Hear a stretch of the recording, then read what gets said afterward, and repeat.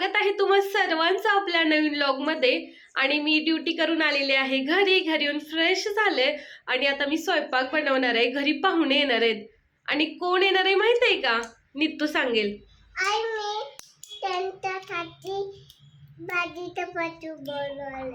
त्यांच्यासाठी तू भाजी चपाती बनवले। मग कोण येणार आहे सांग ना सगळ्यांना।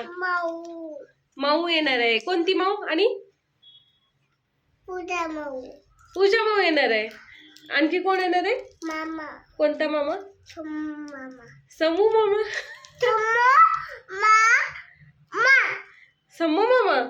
शंभू मामा? नाही, दोन्ही पण चुकीचं सांगितलं। तर आता घरी कोण येणार आहे ना हे तुमच्यासाठी सरप्राईजच ठेवूया, आल्यानंतरच दाखवूया। माझं काम आहे स्वयंपाक करणं, पटकन स्वयंपाकाला लागते। दोनच पदार्थ बनवणार आहे एकदम खास। नेहमीप्रमाणे घरातील मेन माणसाला पाठवते बाहेर सामान आणण्यासाठी। हे बघा, माझ्या अगोदर ना नित्तूचा स्वयंपाक तयार पण झाला। नित्तूची भाजी बनवून झाली। कशाची भाजी आहे? मेथीची भाजी। कोणासाठी? होय। आपला आजचा पहिला पदार्थ असणार आहे शेवयाची खीर। तुपामध्ये शेवया भाजून घेते। इकडे काजू, बदाम आणि मनुके भाजून घेतलेले आहेत तुपामध्येच। इकडे केसर दुधामध्ये भिजत ठेवलेलं आहे आणि याच्यामध्ये मी घेतलेली आहे कस्टर्ड पावडर, ती दुधामध्ये मिक्स करून ठेवली आहे। आणि हे बघा, नित्तूला ना माझ्या बॅगेतून काही ना काहीतरी सापडत असते। नित्तू प्लीज घेऊ नको, थोडं पण नको घेऊ, ठेवून दे। महागडे असते बाळा ते। कशाला लावते लिपस्टिक? बस थोडीच घे, ठेवून दे लगेच। आपली खीर शिजायला ठेवलेली आहे, त्यामध्ये साखर घालायला अजून वेळ आहे। तोपर्यंत बाकीची कामं करून घेते। देवाला दिवा अगरबत्ती लावली। नित्तूचं ना इकडे काहीतरी चाललंय बघा अंधारात। काय चाललंय नित्तू? बस ना ते, चल वाटाण्याची शेंगा सोलायचेत आपल्याला। निखिल आलेले सामान घेऊन, ज्या गोष्टी सांगितलेल्या त्या आणल्यात। हे संत्रा पण आणलेले। अरे 100ला 2 किलो चालू आहेत बाजारात। तुला नेहमी सगळं महाग मिळतं। मस्तपैकी शेवयाची खीर तर बनवून झालेली आहे। आता आपला दुसरा पदार्थ बनवूया। दुसरा पदार्थ असणार आहे पावभाजी। बटाटे शिजायला ना जरा जास्त वेळ लागतो, त्यामुळे अगोदर बटाटे कुकरला शिजायला ठेवते। पावभाजी बनवताना भाजीला सुंदर असा कलर आणण्यासाठी ना त्याच्यामध्ये बीट चिरून घालायचं। बऱ्याच लोकांच्या नावडीच्या भाज्या म्हणजे फ्लॉवर, बीट, कोबी आणि शिमला मिरची, पण याच भाज्या ना आपल्याला पावभाजीमधून खायला मिळतात। आता मी फ्लॉवर या ठिकाणी घेतलेला आहे पावभाजीमध्ये घालायला, पण तो तसाच नाही घालायचा। या ठिकाणी मी पाणी ठेवलंय उकळायला, त्याच्यामध्ये मीठ घातलेलं आहे। उरला असा उकळत्या पाण्यामध्ये धुवून घ्यायचा, त्यानंतर तो थंड पाण्याने एकदा धुवायचा आणि मग शिजवायला ठेवायचा। थंडीचे दिवस चालू आहेत, त्यामुळे वाटाण्याचा सीझन चालू आहे बघा। मस्त असे हिरवेगार वाटाणे मिळालेत।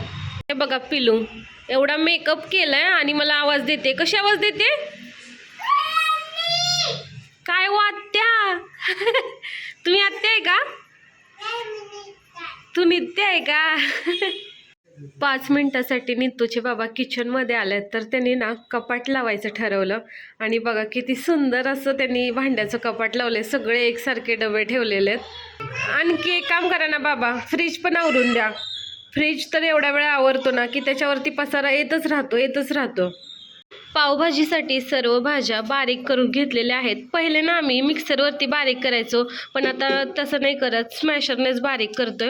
आज पावभाजी बनवण्यासाठी ना आम्ही सवाईचा मसाला वापरणार आहे। पहिल्यांदाच पावभाजीसाठी सवाईचा मसाला वापरतोय। इतर बऱ्याच गोष्टींसाठी हा मसाला वापरलेला आहे आणि आम्हाला ना तो मसाला खूप जास्त आवडलेला आहे, त्यामुळे आज पावभाजीसाठी सुद्धा हाच मसाला आणलेला आहे। हे बघा आपल्या भाजीला कसा रंग आलेला आहे। आपल्या भाजीचा कलर बघा कसा आलेला आहे। तुम्हाला विश्वास बसते का ही पावभाजीच आहे? माणसाला जर ना चांगल्या गोष्टी शिकायच्या असतील ना तर तो कोणाकडूनही शिकू शकतो. मी ना माझ्या आयुष्यात छोट्या छोट्या गोष्टी दुसऱ्यांकडून शिकलेली आहे. आता पावभाजीचंच घ्या ना, पावभाजी बनवायला ना मी आमच्या शाळेतल्या एका मॅडमकडून शिकलेले. पाव भाजायचं म्हटलं तर ना आम्ही एक एक पाव घेऊन भाजत होतो, परंतु एक दिवस माझ्या नंदेने म्हणजे समृद्धीने सांगितलं की वहिनी डायरेक्टच 5-6 पाव घ्यायचे आणि भाजायचे, तसे पण चांगले भाजले जातात. तेव्हापासून मी असेच एकदम पाव भाजते. रात्रीचे ना 10:15 वाजलेत. आपले जे पाहुणे येणार होते ना ते अजून काही आले नाहीत. त्यांनी आम्हाला सांगितलं की तुम्ही जेवण करून घ्या. मग मी आणि आत्या जेवलो. आता निखिल जेवायला लागलेत. त्यांना विचारूया पावभाजी कशी झाली बाबा पावभाजी? नक्की 10 पैकी किती मार्क? एवढे? हे बघा कोण आलंय. आम्ही मगाचपासून सस्पेन्स ठेवलाय कोण येणार आहे ते.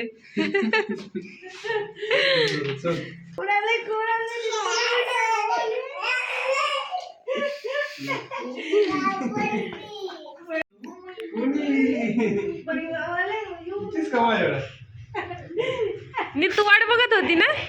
कोणाची वाट बघत होती?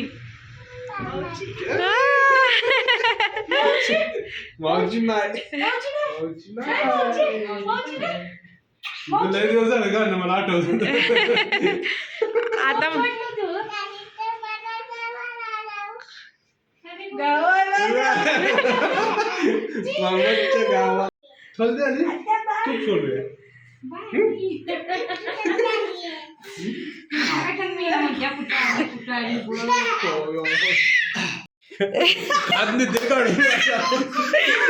हे बघा भैयाने नवीन काहीतरी वस्तू बनवलेली दिसते. भारी रे. कितीच?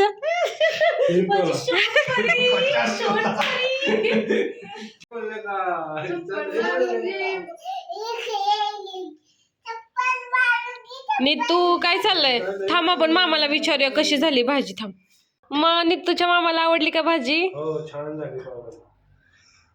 माऊला खूप जास्त. कपडे वाळत घालायला ना गॅलरीत आले. रात्रीचे 11:30 वाजलेत आणि नित्तूने काय केलंय बघा, दरवाजाच लावून घेतलाय आतून. आता मी गॅलरीत आणि नित्तू आतमध्ये. होय का?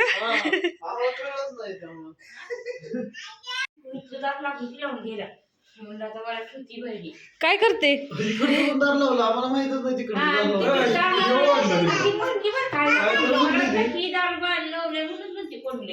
खूप मजेशीर असा विषय रंगलेला इथे. आत्याला खूप जास्त चौकशी करतायत. सांगा विषय काय आहे? यंदा आमच्याकडे कर्तव्य आहे हे आणि हे.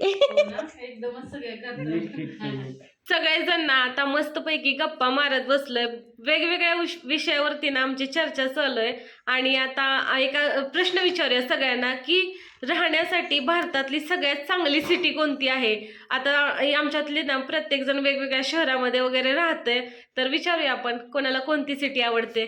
सगळ्यांच्या इच्छेनुसार ना सुरुवात निखिल पासून करूया. तुम्हाला कोणती सिटी छान वाटते राहण्यासाठी? पुणे. नक्की? पुणे. आत्यांना कोणती सिटी आवडते?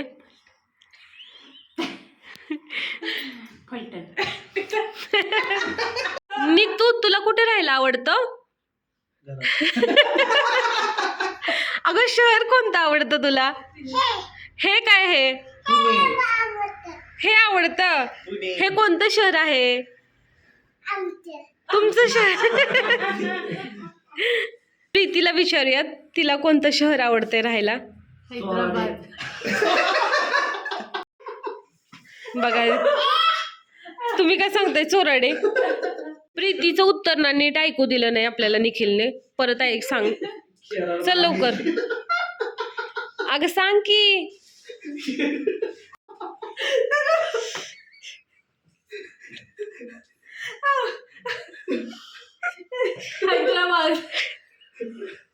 भैयाला कोणतं शहर आवडते राहायला? आपला सातारा. येस. आता ना आपण प्रत्येकाची ड्रीम सिटी विचारूया. प्रत्येकाच्या मनात असं एक शहर असतं जिथे जाऊन आपल्याला राहायचं असतं, तिथं आपलं काम करायचं असतं, तिथलं जग एक्सप्लोअर करायचं असतं. तर विचारूया आपण आता प्रत्येकाला की कुठलं असं शहर आहे जिथे तुम्हाला जायचं आहे, राहायचं आहे, तिथं काम करायचं आहे. आता आपण प्रीतीला विचारूया तिच्या स्वप्नातलं कुठलं असं शहर आहे जिथे तिला जायचं आहे. शहर नाही, देश आहे तुर्की, जिथं मला खूप इच्छा आहे जायची आणि राहायची, तिथलं एक्सप्लोअर करायची, तिथलं सगळं नेचर बघायची खूप इच्छा आहे. आता आपल्याला भय्यू सांगणार आहे त्याच्या स्वप्नातलं शहर. तसं मला केरळ जास्त आवडलंय, त्यातल्या त्यात कोची. ओके, कोची. आता आपल्याला नितूचे बाबा सांगणार आहेत त्यांच्या स्वप्नातलं शहर. लंडनला जायचं मला, UK कंट्रीमध्ये आहे ते. छान छान. सगळ्यांनी तर आपापलं शहर सांगितलं. आता माझा नंबर आहे, मी पण सांगते. बघा सगळ्यांनी ओळखले मला कुठे जायचंय. तर आम्ही ना आमच्या घरातली 4 मुलं इथं आहोत आणि आम्ही सगळेजण मिळून आता मागची 2-3 वर्ष झालं ट्रिपला जातो. यावर्षी पण जायचं आहे. तर आता ट्रिपला यावर्षी कुठे जायची इच्छा आहे असा प्रश्न आपण प्रत्येकाला विचारूया. बघूया सगळ्यांचं उत्तर काय काय मिळतंय. सुरुवात करूया निखिल पासून. त्यांना कुठे जायचं आहे? गुजरात आणि तिथून राजस्थानला. उदयपूर बघायचं आहे, गुजरातमध्ये सुरत बघायचं आहे आणि ते एक शिवलिंग आहे ते पण बघायचं आहे. आणि जैसलमेर हा, जैसलमेर पण बघायचं.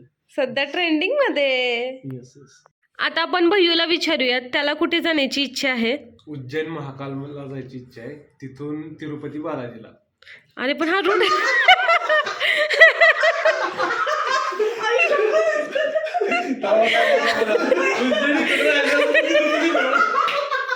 अरे हा रूट खूप वेगळा आहे. आता आपण ना प्रीतीला विचारूया. ती तर नेहमी फिरत असते, पण आणखी कुठे फिरायची इच्छा आहे तुम्हाला? मला पॉंडिचेरी, रामेश्वरम, आदियोगी त्या रूटला फॅमिली सोबत फिरू शकतो. फिरू शकता, फिरा मग.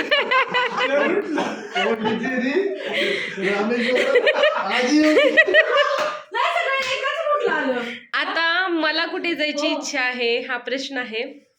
तुम्हाला काय वाटतं मला कुठे? बघा सगळे काय म्हणतात. मी रोजच जाते ना हॉस्पिटलला. हो ना.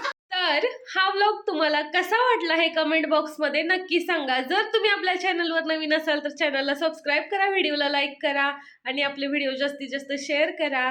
असे नवीन नवीन कॅरेक्टर तुम्हाला आपल्या व्लॉगमध्ये बघायला मिळणार आहेत. आणि सगळ्यांनी सबस्क्राईब करा त्यामुळे. चला तर मग बाय, गुड नाईट सर्वांना. उद्या पुन्हा भेटूया. Good night. Good night.